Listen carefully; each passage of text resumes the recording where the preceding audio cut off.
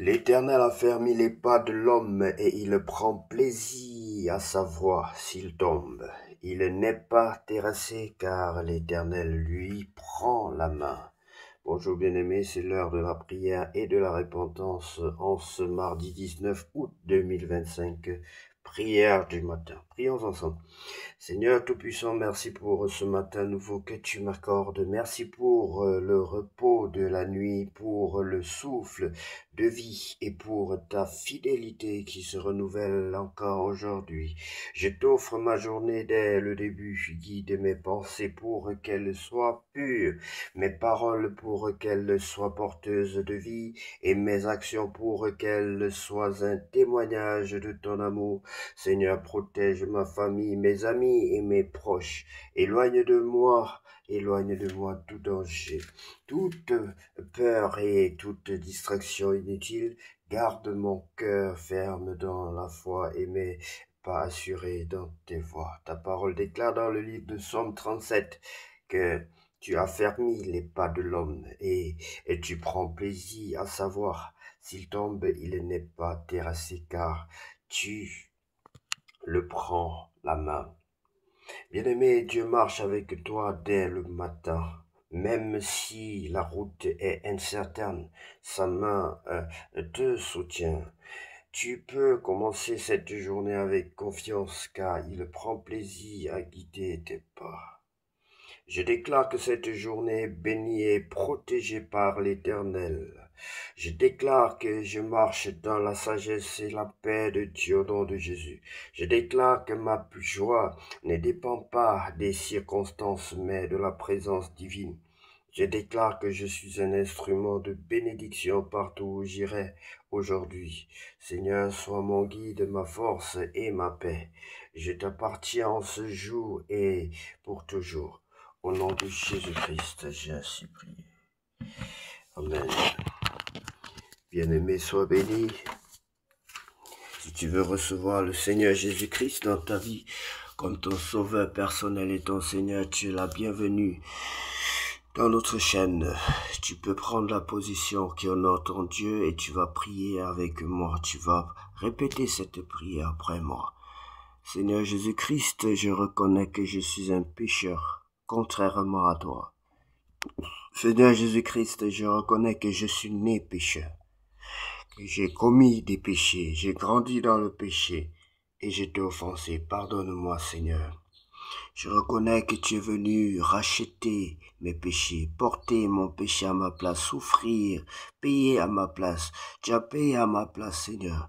Et je reconnais cela et je le confesse, afin que tu prennes ma vie. Oui, je te donne ma vie car tu as racheté ma vie. Je te donne ma vie, prends-la intégralement car tu l'as racheté au prix de ton sang. Tu l'as racheté au prix de ton sang, Seigneur, prends ma vie. Prends ma vie, je t'offre ma vie comme un sacrifice vivant. Je t'offre ma vie comme un sacrifice vivant. Conduis-moi, baptise-moi et remplis-moi de ton Esprit Saint. Viens, brise en moi tout ce qui est rébellion. Brise en moi tout ce qui peut m'empêcher de t'obéir, de te servir, de marcher selon ta volonté et non selon la mienne. Brise tout esprit de rébellion et fais de moi un disciple exemplaire obéissant. Je t'en supplie, Seigneur, au nom de Jésus-Christ de Nazareth, j'ai ainsi prié. Prends mon cœur, prends tout, Seigneur. Au nom de Jésus-Christ, j'ai ainsi prié. Amen. Sois béni, bien-aimé, pour cette prière que tu viens de faire. Si tu l'as fait de tout ton cœur, sache que quelque chose a changé dans ta vie. Tu es désormais un enfant de Dieu. C'est la plus grande décision que tu auras prise dans ta vie, bien-aimé, celle de donner ta vie à Jésus-Christ. Parce que tu verras des changements radicaux. On te dira que tu as changé, bien-aimé, sans même que tu saches.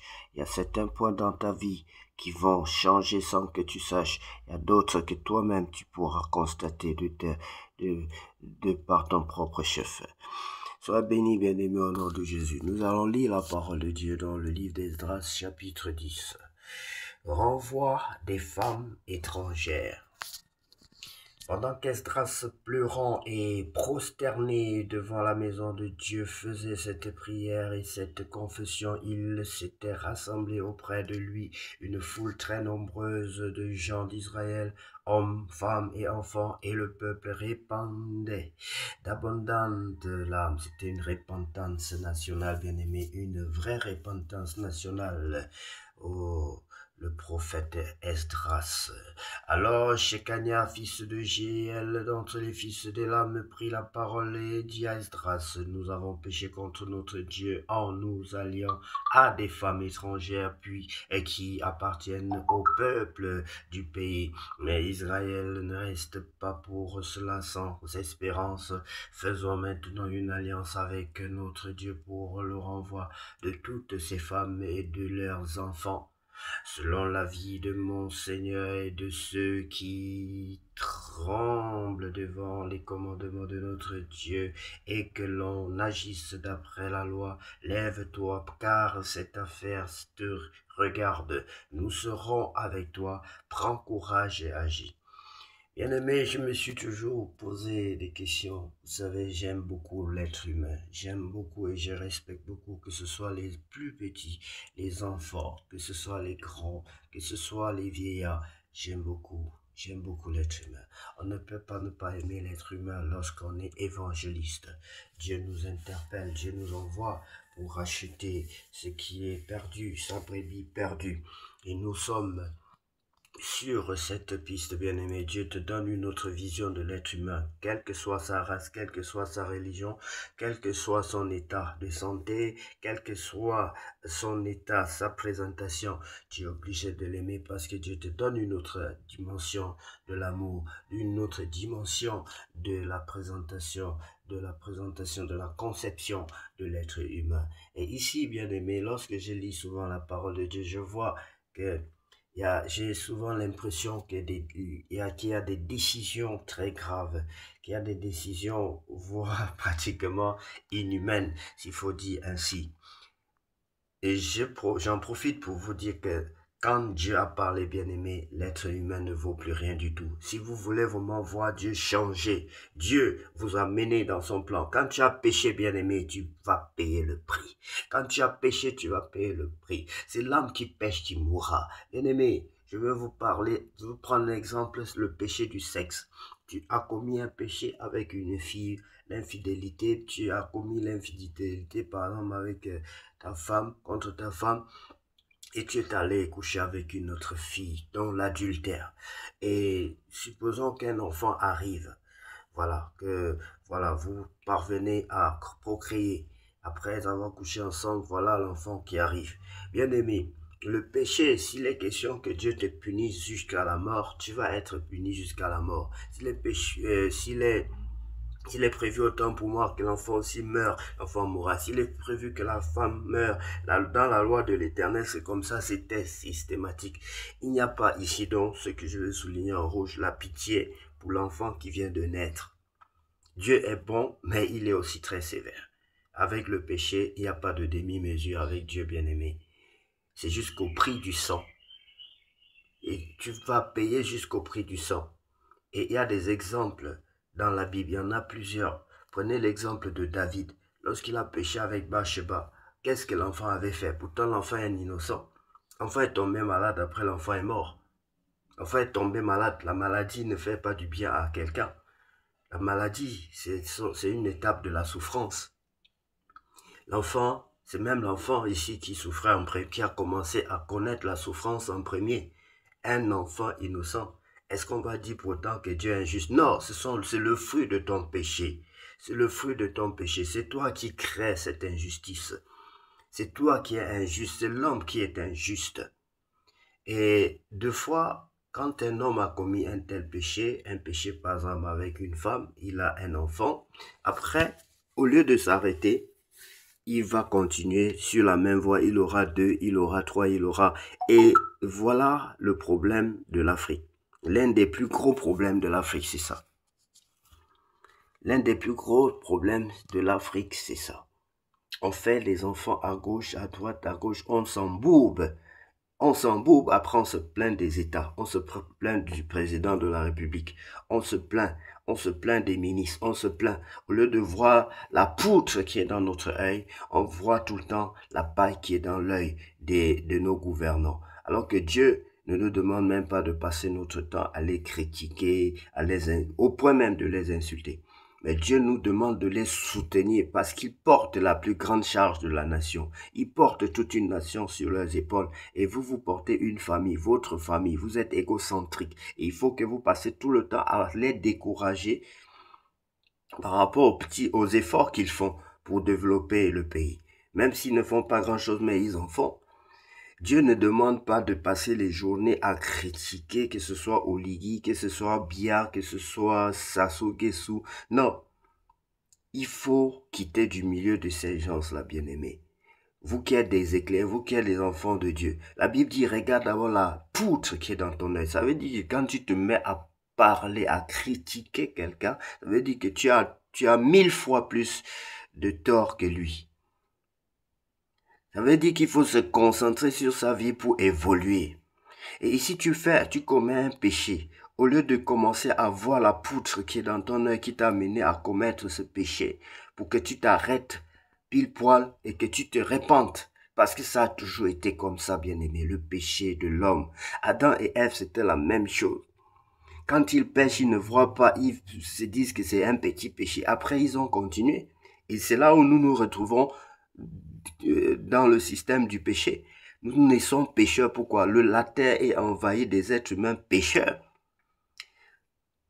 Parce que le péché grandit très très vite. Le péché se répand comme la fumée, comme la poussière. Mais si tu t'arrêtes net, il faut s'arrêter net. Parce qu'on a l'impression que c'est juste un petit péché. C'est juste, on a juste eu un enfant. Donc il faut en avoir 2 dans le péché. Il faut en avoir 3 dans le péché. Il faut en avoir 4 dans le péché. Et je disais qu'ici là, franchement, bien aimé, si tu te retrouves dans cette situation, si tu veux pas que ton enfant meure, ne crois pas que non. Un jour, attention, j'ai lu cette année-là, Dieu m'a révélé des choses. C'est-à-dire que Dieu, tu peux faire un jour dans le péché, même 1 an, même 10 ans, même 20 ans, bien aimé. Même 30 ans. Dieu va te frapper quand tu n'auras même plus de force. Au moment où tu as besoin d'être soutenu, peut-être tu auras déjà 40 ans dans le péché. Et tu auras déjà peut-être 80 ans, ou 70 ans, ou 79, ou même 100 ans. Tu te diras que Dieu a oublié. Regardez à quel moment, la Bible dit 40 ans après, David fut frappé à cause du péché de Bathsheba. 40 ans, quand il attendait que ses enfants lui apportent des bonnes nouvelles. Quand tu attends que tes enfants ont grandi, tu es assis, tu attends que chaque enfant vienne te dire, ou bien qu'on vienne te dire que bon, tel enfant est nommé ministre, ou bien tel enfant est devenu pilote, tel enfant est devenu je ne sais quoi, un grand de la nation, un grand homme d'affaires, ainsi de suite, ainsi de suite. Tu entends que non, ton enfant a couché avec l'une de tes concubines, ton enfant a couché avec sa sœur, voilà, bien-aimé. Et David en a souffert. Bien-aimé, pécher c'est facile, mais sortir de là, ce n'est pas facile. Sortir de là, c'est pas facile. Si David a même vécu suite à son péché avec Bathsheba, c'est parce qu'il s'était net repenti. Franchement, il s'était arrêté net au niveau de la repentance. Il a demandé pardon et le prophète l'a pardonné. Mais ce que je n'ai pas compris, c'est qu'il est resté avec cette femme-là. Et c'est de cette femme qu'est né d'ailleurs Absalom. Oui, je vais dire pas, oui, Absalom, non, Salomon, pardon, Salomon, son fils qui a continué l'œuvre, la construction du temple. C'est de cette fille-là, de Bathsheba. Donc, bien aimé, le péché envenime facilement, le péché détruit le monde. Les pays qu'on dit pays pauvres, là, le problème n'est pas d'abord l'extérieur, c'est d'abord nous-mêmes. C'est d'abord le péché, c'est ce qui détruit l'homme et détruit le pays. C'est pour cela que la Bible dit ceci. Si mon peuple sur qui est invoqué mon nom, il parle d'abord du peuple de l'individu. S'il s'humilie, voilà bien aimé. Adam et Ève ne s'étaient pas humiliés. Saül ne s'est pas humilié, il est mort. Il est mort. Les ponts se sont coupés entre lui et Dieu. Et là, il ne pouvait même plus entendre la voix de Dieu. Il est mort. Quand tu te réponds au moins, garde ta présence, garde ta relation avec Dieu. Beaucoup sont aujourd'hui là devenus même des antichrists parce qu'ils ont péché. C'est ça, ils ont péché et ils ne se sont pas repentis. Ils ont commencé donc ils ont continué dans le péché et leur relation avec Dieu s'est presque éteinte. Et ils ne voient plus Dieu, ils sont obligés de voir autre chose. Ils voient le diable, ils voient Dieu en noir. Parce que c'est ça, le péché te fait voir Dieu en noir, voir les chrétiens en noir. Eux que tu voyais comme tes frères, tes amis, la lumière, tu les vois. Le diable te fait que tu vois maintenant, c'est tes ancêtres qui sont morts que tu vois en couleur. Oui, les gens que tu ne peux pas toucher, les arbres que tu vois en couleur, les idoles, hein, c'est ça que tu vois en couleur, des idoles qui ne peuvent ni parler, qui ne peuvent rien t'apporter, qui ne respirent pas. C'est ça que le diable t'amène à voir ça en couleur. Et tu dénigres l'homme, tu dénigres les serviteurs de Dieu, tu dénigres Dieu parce que tu le vois déjà en noir. Tu as reculé, tu es devenu un antéchrist. Quand vous péchez, quand on pêche, bien-aimé, repentons-nous. Il ne doit pas avoir de honte à cela. Moi-même, j'avais beaucoup reculé. Il y a de cela, avant de commencer ces moments de prière, je me suis dit, je dois me battre. J'étais loin dans la présence, j'étais plus dans la présence de Dieu. Et je faisais déjà des choses bizarres. Et je me disais que j'étais toujours chrétien, qui avait toujours l'onction, qui était là. Vous savez, comment il s'appelait, l'homme fort de la Bible, Samson. Quand il est tombé dans le péché, il pensait qu'il avait toujours l'énergie. Hein. Quand tu es dans le péché, dans ta tête, le diable te fait croire que tu es toujours toi-même. Ce que tu as fait par le passé, c'est ça. Tu es toujours le Samson d'avant. Tu es toujours le premier Samson, le Samson du premier jour rempli d'onction, rempli, celui qui a tué 1000 personnes avec la dent. Je ne sais, c'était de la panthère ou du lion.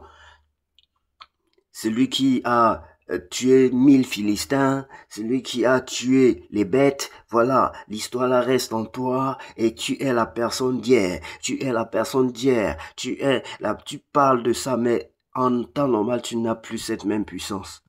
Et Samson, quand il est tombé dans le péché, pour lui, l'histoire du passé, c'était ça son onction.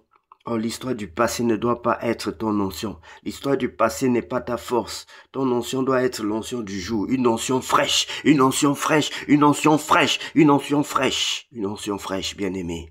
Parce que Jésus ne te dit pas que prends le pain d'hier.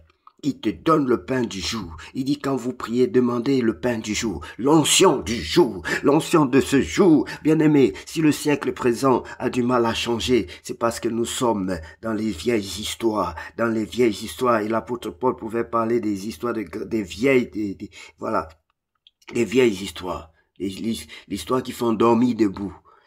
Il n'y a plus de puissance. Et on est dans les vieilles histoires.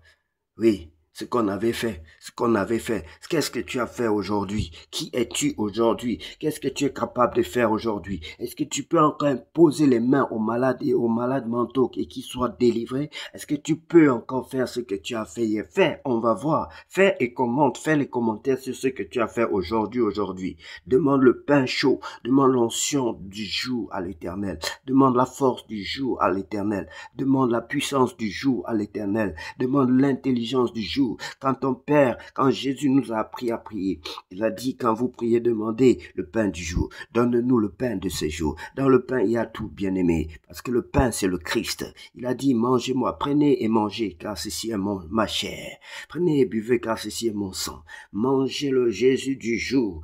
Mangez la révélation du jour, bien-aimé.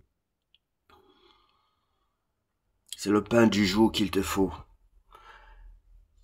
C'est pour une façon de te dire que tu dois être connecté à ton Dieu chaque jour. Ton enseignement doit être l'enseignement du jour et non pas un enseignement qui a vieilli. Pas du vieux vin, pas du vieux vin, pas du vieux vin. Il dit on ne met pas le vieux vin dans des outres neuves. Si Dieu te renouvelle, bien-aimé, Dieu te donne, et on ne met pas aussi du vin neuf dans des vieilles outres.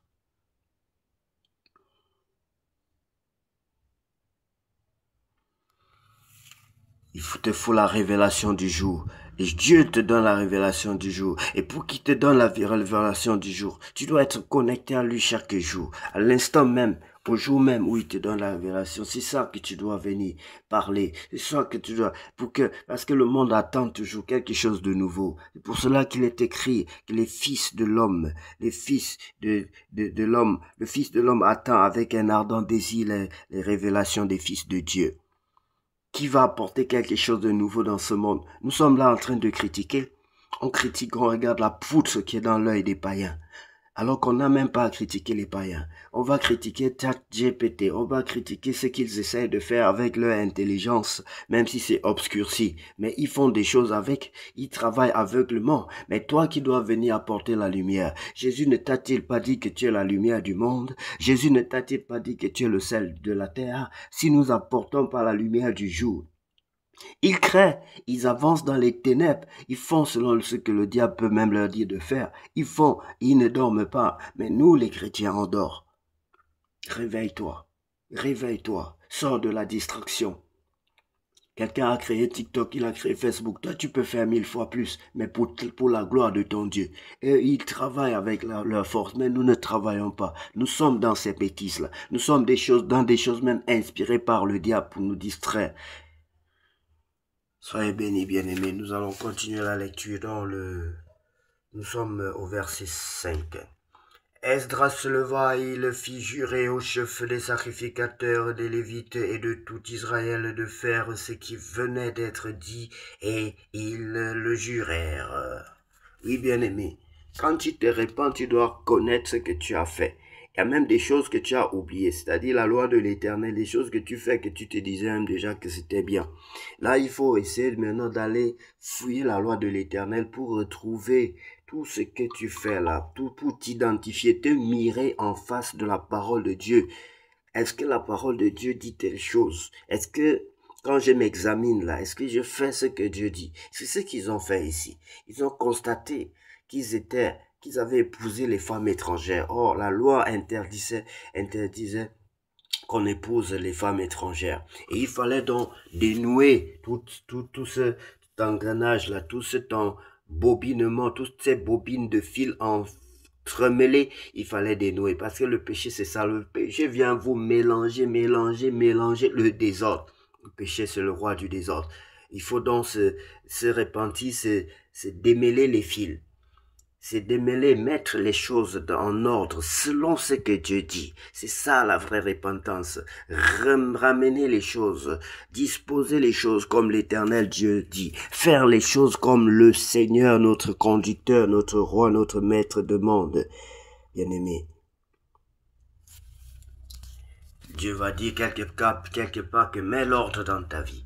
Esdras se levé et Esdras se leva en temps pour moi et il le fit jurer au chef des sacrificateurs, des Lévites et de tout Israël de faire ce qui venait d'être dit et ils le jurèrent. Puis Esdras se retira de devant la maison de Dieu et il alla dans la chambre de Jochanan, fils d'Eliashib. Quand il y fut entré, il ne mangea point de pain et il ne but point d'eau parce qu'il était dans la désolation à cause du péché des fils de captivité. Ici, il intercède c'est un type de Christ bien-aimé. La Bible ne nous dit même pas qu'il intercède pour ses péchés, mais il est en train de souffrir, il ne mange pas. Il refusa, il ne mangea point de pain et il ne but point d'eau, parce qu'il était dans la désolation à cause. Bien aimé, ici, il ne fait pas la grève de faim. Ce n'est pas un faux jeûne, les faux jeûnes que nous faisons tout le temps. C'est ici, il est tellement choqué, dépassé qu'il a perdu l'appétit, bien aimé. Il est être dans la désolation, c'est ça. Quand vous voyez, quand vous perdez quelqu'un de cher, on vous donne à manger, vous n'avez pas l'appétit. Et vous risquez même de mourir. Parce que vous ne mangez pas parce que vous n'avez plus d'appétit. Et vous n'avez pas envie de manger. C'est ça lorsque vous avez vraiment la charge de la chose de Dieu. Lorsque vous avez le fardeau de votre nation, de votre famille, de votre vie même, l'état, si Dieu vous révèle votre être intérieur, vos faiblesses, et que vous prenez à cœur de vous relever, vous n'aurez plus d'appétit. Vous allez d'abord chercher à résoudre ce problème. Et tous les hommes de Juda et de Benjamin se rassemblèrent à Jérusalem dans les 3 jours. C'était le 20e jour du 9e mois. Tout le peuple se tenait sur la place de la maison de Dieu, tremblant à cause de la circonstance et par suite de la pluie. Esdras, le sacrificateur, se leva et leur dit: vous avez péché en vous alliant à des femmes étrangères et vous avez rendu Israël encore plus coupable. Confessez maintenant votre faute à l'Éternel, le Dieu de vos pères, et faites sa volonté. Séparez-vous des peuples du pays et des femmes étrangères. Toute l'assemblée répondit d'une voix haute: à nous de faire comme tu l'as dit. Mais le peuple est nombreux, le temps est à la pluie, et il n'est pas possible de rester dehors. D'ailleurs, ce n'est pas l'œuvre d'un jour ou deux, car il y en a beaucoup parmi nous qui ont péché dans cette affaire. Que nos chefs restent donc pour toute l'assemblée et tous ceux qui, dans nos villes, se sont alliés à des femmes étrangères viendront à des époques fixes avec les anciens et les juges de chaque ville, jusqu'à ce que l'ardente colère de notre Dieu se soit détournée de nous au sujet de cette affaire. Bien-aimé, je suis en train de me soucier pour les enfants dans cette affaire, parce que je vois une scène. Supposons que là, présentement, nous sommes concernés par cette affaire. Vous avez épousé des femmes étrangères, vous avez des enfants, vous vivez avec de multiples femmes, vous trompez votre femme, vous avez des enfants. Et ici, on vous dit de les renvoyer avec leurs enfants. Moi, j'ai eu souvent du mal, en fait, lorsque les enfants sont concernés par nos péchés. J'ai souvent du mal à m'en séparer. Les enfants, je les aime tellement. Vous vous souvenez, c'est pas la première fois. Abraham, Dieu avait dit à Abraham qu'écoute la voix de ta femme. Il était question aussi de renvoyer une femme étrangère. Sarah, je crois que c'était qui encore là? Oui, je crois que c'était Sarah, Marie, il y avait Marie, Sarah. Bon, bref, vous connaissez, Sarah c'est la femme d'Abraham. Et Sarah avait demandé à sa femme, lorsqu'elle ne faisait pas d'enfant, il avait demandé à son mari, Abraham, d'aller avec sa servante pour faire un enfant. Et il y est allé, et ils ont eu un enfant, Isaac, excusez-moi bien aimé, il faut lire aussi, hein, nous sommes là, on peut faire des erreurs. Donc du coup, vous pouvez voir cette histoire dans la Bible, dans les premiers livres, je crois, de l'Ancien Testament. Alors, donc du coup, Sarah va demander donc à Abraham de se séparer de sa servante avec l'enfant. Il aura mal, mais il va se séparer. Vraiment, les enfants, pardonnez-nous, parce que vous subissez les torts de vos parents. Pardonnez-nous, c'est de tout mon cœur que je demande pardon à tous les enfants qui ont subi les injustices dues à leurs parents. J'ai mal à votre place. J'ai ce fardeau comme ce prophète Esdras a eu le fardeau de son peuple. Et vous voyez qu'ici, toutes les femmes sont renvoyées et on n'a pas pitié des enfants. Pourquoi Dieu n'a pas prévu? Je ne sais pas. Heureusement que Dieu est le père des orphelins et des veuves.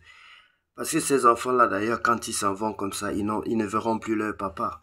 Parce qu'on chasse les femmes étrangères. Ça sous-entend que si une femme avait 2 enfants, si elle avait 10, si elle avait 30, elle devrait partir avec tous ces enfants-là. Et dans l'affaire, vraiment, je vois les enfants qui souffrent. Ils vont souffrir, ils vont grandir sans leurs parents. Et j'ai du mal à comprendre cela. La séparation n'est pas bien aimée. Et c'est nous qui sommes à l'origine. Ici, ce n'est pas Dieu qui a tort. C'est toujours nous, c'est nous. Nous sommes allés à l'encontre de sa parole, de ses instructions. Et la Bible dit que si nous sémons le péché, nous allons récolter le péché. C'est ce que tu sèmes, c'est ce que tu récoltes. Et bien aimé, fuyons vraiment le péché. Évitez. La Bible dit que la sagesse consiste à penser au lendemain. Il faut penser quand tu couches avec une femme, sache qu'un enfant peut arriver. Et ayons pitié des pauvres enfants, des innocents qui sont au milieu pris entre le marteau et l'enclume, qui en souffrent. Vraiment, que les enfants nous pardonnent. Seigneur, trouve une situation, une solution pour tous les enfants qui ont été victimes des péchés de leur papa. Pardonne-leur 2 fois plus, bien-aimé Père éternel. Je t'en supplie. Pour ces enfants-là, qui sont des enfants qu'on traite même de bâtards, qui ne retrouvent pas leur père, qui ne retrouvent pas leur mère. Seigneur, tu connais ce qu'ils ont dû. Est-ce qu'ils méritent vraiment ces choses-là? Pardonne-leur. Je te demande de tout mon cœur, Seigneur. Je sais ce que ces enfants-là ont dû. Tous les enfants qui ont grandi loin de leur papa, vraiment que Dieu mette le pardon dans votre cœur. Je sais que c'est souvent difficile. Vous pouvez même faire semblant de pardonner vos parents, mais c'est souvent difficile. Il n'y a que Dieu qui peut cicatriser vos blessures. Que Dieu le fasse ce matin. Que Dieu le fasse à travers la parole de Dieu, parce que quand la parole de Dieu sort, forcément il y a des gens qui sont touchés par cette parole, qui sont concernés par cette parole. Et je vois en ce moment des personnes qui ont été blessées, des personnes suite à la séparation, parce qu'ici il s'agit d'une séparation. Les femmes étrangères vont être chassées comme les moins que rien. Elles aussi, elles vont en souffrir, mais elles vont certainement se relever. Mais les enfants, je connais ce qu'ils ont dû, bien-aimés. Voilà les victimes de nos péchés. Parce que nous, on va continuer à épouser d'autres femmes et ces enfants-là, ils iront. Où iront-ils? Seigneur, donne-moi le cœur que tu as en face de cette situation. Mais, bien-aimé, le Saint-Esprit, demandez au Saint-Esprit vous dira ce qui se passe exactement et comment est-ce que nous devons nous comporter face à cette situation. Et Dieu me dit d'ailleurs qu'il finira par consoler les enfants, mais ceux qui auront beaucoup mal, ce sont les parents. Parce que ce sont eux qui ont commis des péchés et qui en souffrent. Aucun père ne veut voir son enfant souffrir, être séparé de lui. Et à cause du péché, on est souvent obligé de se séparer. Ceux qui se posent la question que si un homme va avec une femme, ils ne sont pas mariés, ils ont peut-être commis l'adultère. Si Dieu est sur le point de vous punir, si vous connaissez que c'est un péché, Dieu peut frapper l'enfant, Dieu peut vous frapper aussi, sachez-le. Il n'y aura pas de pitié. Il peut faire mourir l'enfant. Et peut-être même il va le faire mourir, mais je ne le souhaite pas. Mais soyons prudents, bien-aimés. Fuyons le mal pendant qu'il est temps. Fuyons le mal pendant qu'il est encore temps. Jonathan, fils d'Azaël, et Jasziar, fils de Tikvar, appuyés par Meshulam et par le Lévite Shabtai, furent les seuls à combattre cet avis, auquel se conformèrent les fils de la captivité.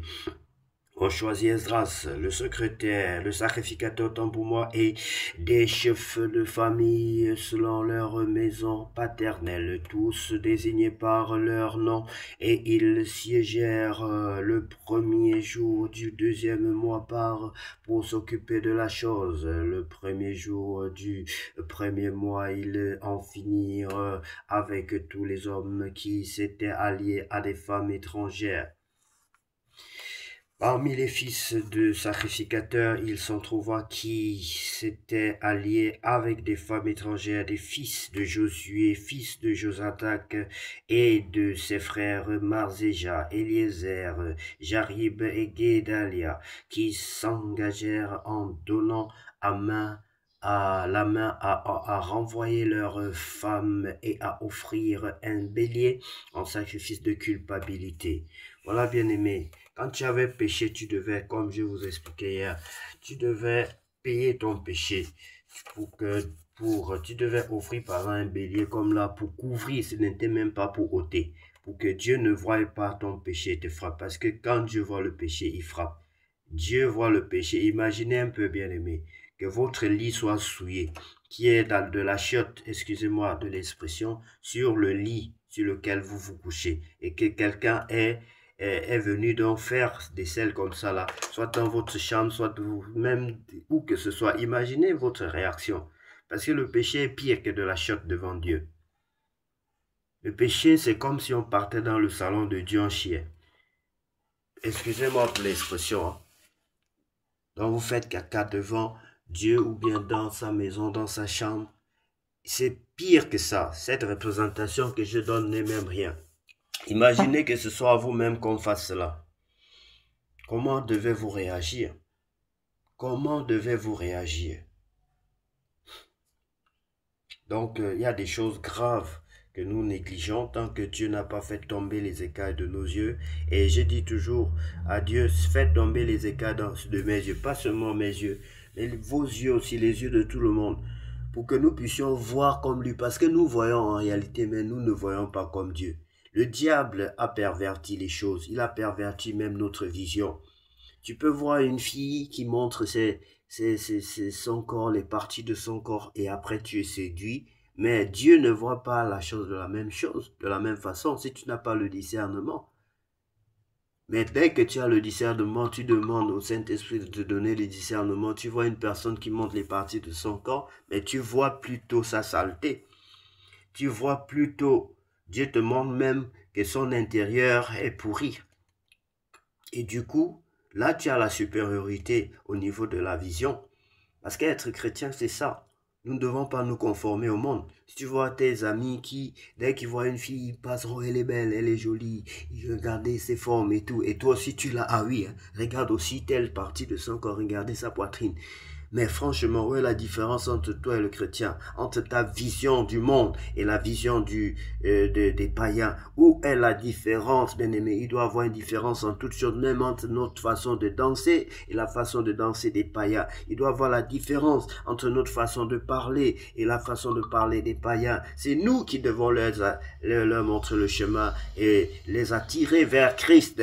C'est nous qui devons les attirer en les moralisant dans un premier temps pour qu'ils comprennent que nous avons une sagesse supérieure, une vision supérieure, différente, que nous sommes la lumière du monde, le sel de la terre, afin que le monde soit gagné. Bien-aimés, c'est le monde qui est en train de nous attirer. Au lieu que ce soit nous qui attirons, qui soyons la lumière du monde, c'est le monde qui est devenu votre lumière. Oh non, c'est pas possible. Le monde est devenu votre lumière. Et nous devons nous lever pour refuser ces choses, bien-aimés.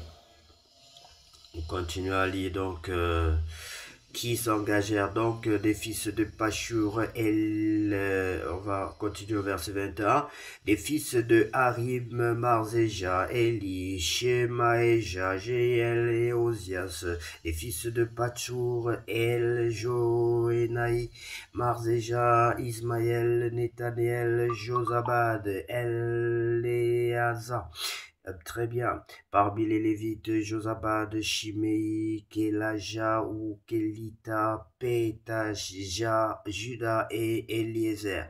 Parmi les chantres, Eliashib. Parmi les portiers, Shalom, Telem et Uri. Parmi ceux... Marquez une petite...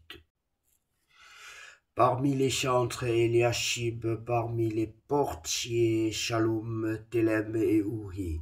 Parmi ceux d'Israël, des fils de Paréosh, Ramia, Jizija, Malkija, Mijama, Eleazar, Malkija et Benaja. Les fils d'Elam, Matania, Zachari, Jéel, Abdi, Jérémoth et Eli. Des fils de Zatou, El Joénaï, Eliashib, Martania, Jérémoth, Zabad et Aziza.